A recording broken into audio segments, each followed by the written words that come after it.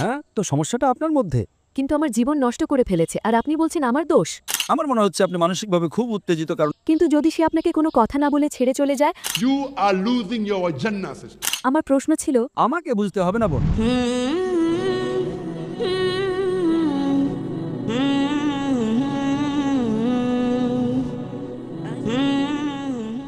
Hello, আসসালামু আলাইকুম ভাই। আমি পুরুষের দ্বিতীয় বিয়ে সম্পর্কে আপনার লেকচার শুনেছি।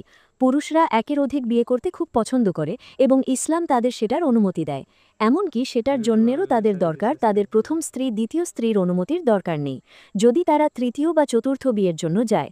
আপনার কাছে আমার প্রশ্ন হলো যে নারীদের মধ্যে ধৈর্য কম থাকে এবং সামাজিক পরিস্থিতিতে যেখানে একটা পরিবার চালানোই খুব কঠিন, সেখানে যখন ব্যক্তি দুটো তিনটে করতে চায়, যদিও তারা জানে তারা তাদের সাথে ন্যায় বিচার করতে পারবে না, এমন অবস্থায় কিছু রাষ্ট্র এটাকে বাধ্যতামূলক আইন করেছে যে পুরুষ সেখানে যাওয়ার আগে প্রথম স্ত্রীর কাছ থেকে অনুমতি নিতে হবে।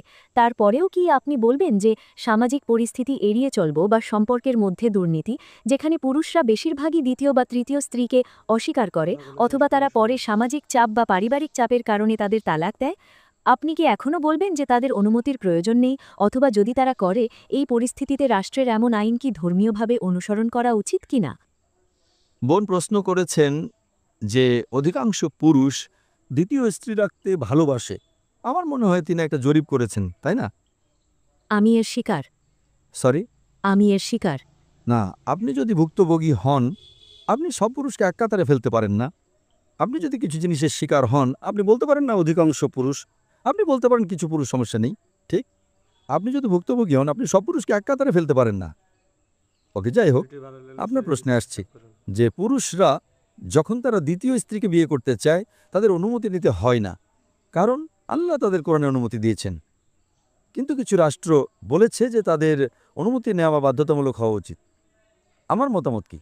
ইসলামে আল্লাহ কোরআনে সূরা নিসার ৪ নম্বর অধ্যায়ের ৩ নম্বর আয়াতে বলেছেন, তোমার পছন্দের নারীকে বিয়ে করো, ২, ৩ বা ৪, কিন্তু যদি তুমি ন্যায় বিচার করতে না পারো তবে মাত্র একজনকে বিয়ে করো।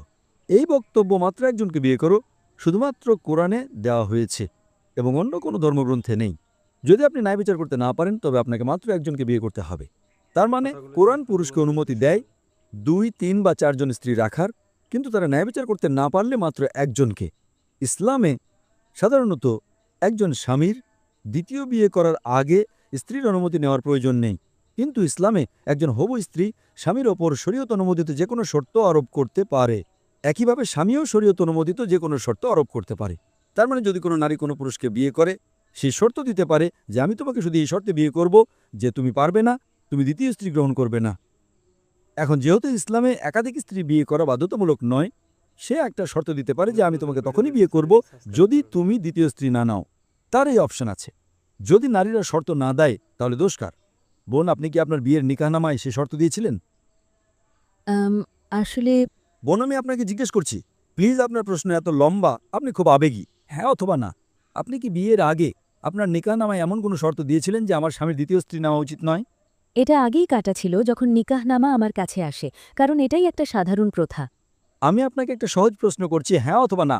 আপনি কি নিকাহনামায় শর্ত দিয়েছিলেন যে আমার স্বামীর দ্বিতীয় স্ত্রী নেওয়া উচিত নয়? আপনি কি দিয়েছিলেন? আমার কাছে সেটা তারা জানতে চায়নি। দোষকার। আপনি যদি আপনার অধিকারের জন্য না চান, দোষকার তার না আপনার। আপনি যদি ভালো না চান তবে আমিও চাইব না। আমি জিজ্ঞেস করছি, তার মানে আপনি আপনার ধর্ম জানতেন না, ঠিক না ভুল? আপনি কি জানতেন যখন আপনার বিয়ে হয়েছিল যে আপনি নিকাহনামায় একটা শর্ত দিতে পারেন? আপনি কি জানতেন? হ্যাঁ অথবা না? না। দোষকার আপনার না আপনার স্বামীর? কার? এখন আপনি জানেন? এখন কি আপনি জানেন কিনা বোন? এখন কি আপনি জানেন কিনা? হ্যাঁ, এখন আমি জানি। তার মানে নিকাহনামায় আপনি যে কোনো শর্ত দিতে পারেন, কিন্তু আপনি এমন শর্ত দিতে পারেন না। আপনি আপনার স্ত্রীকে বলতে পারেন না বা স্বামীকে বলতে পারেন না তোমার সালাত আদায় করা উচিত নয়, কারণ সালাত আদায় করা ফরজ। আমি জানি। তো আপনি আপনার স্বামীকে এমন কিছু করা থেকে বিরত রাখতে পারেন না যা ফরজ, আবার তাকে এমন কিছু করতে বাধ্য করতে পারেন না যা হারাম। আপনি বলতে পারেন না আমি চাই তুমি প্রতিদিন অ্যালকোহল পান করো, কারণ অ্যালকোহল পান করা হারাম।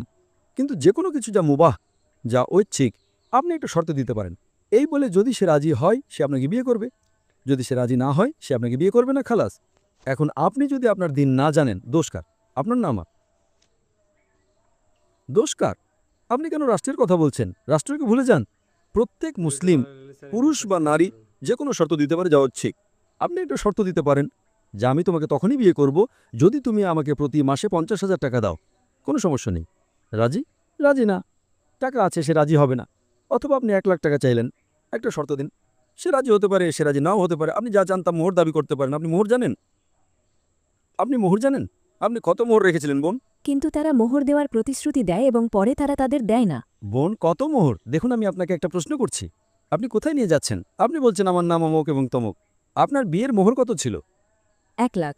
1 লাখ টাকা। আজ 1 লাখ টাকা দিয়ে আপনি কি করতে পারেন? এটার কোনো মূল্য নেই। তো আপনি কেন সেই মোহরে রাজি হয়েছেন? দোষকার আপনার না আমার? কারণ আর কোনো উপায় ছিল না। হ্যাঁ, তো সমস্যাটা আপনার মধ্যে। সমস্যা হলো যে তাহলে আপনাকে করতে হবে। যদি অন্য কোনো উপায় না থাকে, তার মানে আপনি সেরাটা পেয়েছেন। দেখুন বোন, ইসলামের বিভিন্ন অপশন এবং বৈচিত্র্য আছে। সমস্যাটা হলো মুসলিম এবং পুরুষরা তারা নিজেরাই তাদের দিন জানে না। আপনি দিন জানেন না এবং তারপর আপনি ইসলামকে দোষারোপ করেন। ইসলামে পুরুষকে অধিকার দেওয়া হয়েছে নারীকে রক্ষা করার জন্য। এবং এবং যদি আপনি আমার উত্তরটা শোনেন যে কেন ইসলাম একজন পুরুষকে একাধিক স্ত্রী রাখার অনুমতি দেয়, তা নারীকে রক্ষা করার জন্য। যদি প্রত্যেক পুরুষ একজন নারীকে বিয়ে করে, তাহলে এই পৃথিবীতে নারীরা অরক্ষিত থাকবে। কারণ বোন, আজ পৃথিবীতে পুরুষের চেয়ে নারীর সংখ্যা বেশি। আপনি কি সেটা জানেন? না। শুধু নিউ ইয়র্কে, শুধু আমেরিকা যুক্তরাষ্ট্রে পুরুষের চেয়ে 4.3 মিলিয়ন নারী বেশি আছে। জার্মানিতে একাই পুরুষের চেয়ে 1 মিলিয়ন নারী বেশি আছে। শুধু রাশিয়াতে পুরুষের চেয়ে 10 মিলিয়ন নারী বেশি আছে। যদি আপনার বোন বা আমার বোন রাশিয়াতে বাস করে এবং সেখানে 10 মিলিয়ন নারী আছে যারা স্বামী পায়নি, তাদের একমাত্র উপায় হলো তারা হয় এমন কোনো পুরুষকে বিয়ে করবে যার ইতিমধ্যে একজন স্ত্রী আছে, অথবা গণসম্পদ হবে। আপনি কি বুঝতে পারছেন? গণসম্পদ, ডক্টর জাকির, এটা খুব কঠোর শব্দ। এটা সবচেয়ে পরিষ্কৃত শব্দ যা আমি ব্যবহার করতে পারি। তাই বহুবিবাহ, একজন পুরুষের একাধিক স্ত্রী রাখার বিধান নারীকে রক্ষা করার জন্য দেওয়া হয়েছে, তাকে নিচে নামানোর জন্য নয়। সমস্যাটা হলো অনেক পুরুষ, অনেক মুসলিম নারী তারা তাদের অধিকার জানে না। আমরা দোষী। আমরা আমাদের দিন খুব ভালোভাবে জানি না। আমাদের দিন, ইসলামে নারীর যে পরিমাণ অধিকার আছে তা অসাধারণ। অন্যান্য ধর্মে নারীকে টাকা দিতে হয়, ঠিক না ভুল? ভারতে সাধারণত যৌতুক দিতে হয়, ঠিক না ভুল? হ্যাঁ, ঠিক, আমাদের দিতে হয়। আপনি কি যৌতুক দিয়েছিলেন? আপনি কি যৌতুক দিয়েছিলেন? না। আপনি এটা পেয়েছেন, আলহামদুলিল্লাহ। তো ইসলাম অধিকার দিয়েছে যদি আপনার স্বামীর সাথে কিছু ঘটে থাকে এবং যদি সে ইসলাম মেনে না চলে, তবে উপায় আছে। আমি বলছি না। এবং আরও একটা কথা বোন, কারণ আমি একজন ব্যক্তি হিসেবে তাকে না শুনে রায় দিতে পারি না, সে এখানে উপস্থিত নেই। এটা গীবত, এটা গীবত। আপনাকে আমার পরামর্শ হলো গীবত ভুলে যান। সমস্যাটা কি? আমাকে একটা কথা বলেন, যদি স্বামী প্রতিদিন বাইরে যায়, বাইরে অন্য নারীর কাছে, যতক্ষণ সে বিয়ে না করে, অধিকাংশ স্ত্রী কিছু মনে করতো না, না না সমস্যা নেই, লুকিয়ে করো, পাবলিক যেন না জানে। ঠিক? আপনি আমেরিকায় যান, তারা থিত হওয়ার আগে 8 জন ভিন্ন ভিন্ন যৌন সঙ্গী রাখে। একজন ভালো মুসলিমা বলবে, আমি আমার মুসলিম বোনকে পাবলিক প্রপার্টি হওয়া থেকে আটকাবো, আমি স্বামী ভাগ করে নিতে কিছু মনে করব না যদি সে একজন ভালো মুসলিমা হয়। আপনি কি বুঝতে পারছেন বোন? আপনি কি বুঝতে পারছেন? আমি বুঝতে পারছি, কিন্তু আমার জীবন নষ্ট করে ফেলেছে, আর আপনি বলছেন আমার দোষ। আমার মনে হচ্ছে আপনি মানসিকভাবে খুব উত্তেজিত, কারণ আপনার স্বামী দ্বিতীয় স্ত্রী নিয়েছে। না, এটা ইস্যু নয়। সমস্যা হলো সে তার সম্পর্কের দায়িত্ব নিচ্ছে না। এটাই সমস্যা। এটাই আপনার মাধ্যমে আমার বার্তা যারা এখানে আছে সবার জন্য। দয়া করে যদি আপনারা সম্পর্কের দায়িত্ব নিতে চান তবে ভালোভাবে নিন, সম্পর্ক ত্যাগ করবেন না। কারণ সম্পর্কের দায়িত্ব না নেওয়া মানে, যখন সে দ্বিতীয় স্ত্রীকে বিয়ে করেছিল সে কি বলেছিল সে দ্বিতীয় স্ত্রী কিনা? কিন্তু যদি সে আপনাকে কোনো কথা না বলে ছেড়ে চলে যায়, আপনি জানেন না সে কোথায়, সে আপনাকে আপনার হাত খরচ দিচ্ছে না, সে জানছে না আপনি কোন অবস্থায় আছেন, তাহলে বোন বোন বোন এইসব কিছুর কোনো গুরুত্ব নেই, কারণ আমরা অপরপক্ষ না শুনে রায় দিতে পারি না। আপনি আপনার স্বামীর যতই সমালোচনা করেন। পয়েন্ট নাম্বার 1, একজন ভালো মুসলিমের জনসম্মুখে স্বামীর সমালোচনা করবে না। আপনি কি বুঝতে পারছেন? পাবলিক আমাকে চেনে না, পাবলিক সেই লোকটিকে চেনে না। আল্লাহ কোরআনে বলেছেন, إن الله مع الصابرين. নিশ্চয়ই আল্লাহ তাদের সাথে। এমনকি আমার স্ত্রী, সে যতই খারাপ হোক, আমি মাশাআল্লাহ, সে খুব ভালো, মাশাআল্লাহ, সে পৃথিবীর সেরা স্ত্রী। কিন্তু এমনকি আমার স্ত্রী যদি সবচেয়ে খারাপ স্ত্রী হতো, আমি কখনো তার সমালোচনা করতাম না, কারণ আমি জান্নাতে যেতে চাই।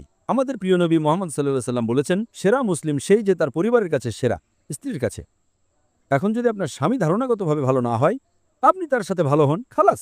তার বলা উচিত, আমি আমার স্ত্রীকে কত নির্যাতন করছি তবুও সে আমার প্রশংসা করছে। তার হৃদয় গলে যাওয়া উচিত। হৃদয় না গললেও আপনি জান্নাতে যাবেন। আপনি কি জানেন বোন, আপনি আপনার জান্নাত হারাচ্ছেন। বোন, আপনার প্রতি আমার উপদেশ হলো, জনসম্মুখে আপনার স্বামীর সমালোচনা করে আপনি জান্নাত হারাচ্ছেন। আপনি কি বুঝতে পারছেন বোন? কিন্তু আপনি আমার প্রশ্ন বুঝতে পারেন না। আমার প্রশ্ন ছিল আমাকে বুঝতে হবে না বোন, কারণ আমি একজন ব্যক্তি হিসেবে তাকে না শুনে রায় দিতে পারি না। সে এখানে উপস্থিত নেই। এটা গীবত, এটা গীবত। আপনাকে আমার পরামর্শ হলো গীবত ভুলে যান। হ্যাঁ, ভুলেছেন? হ্যাঁ। আল্লাহ আপনাকে জান্নাত দিক ইনশাআল্লাহ। আশা করি প্রশ্নের উত্তর পেয়েছেন।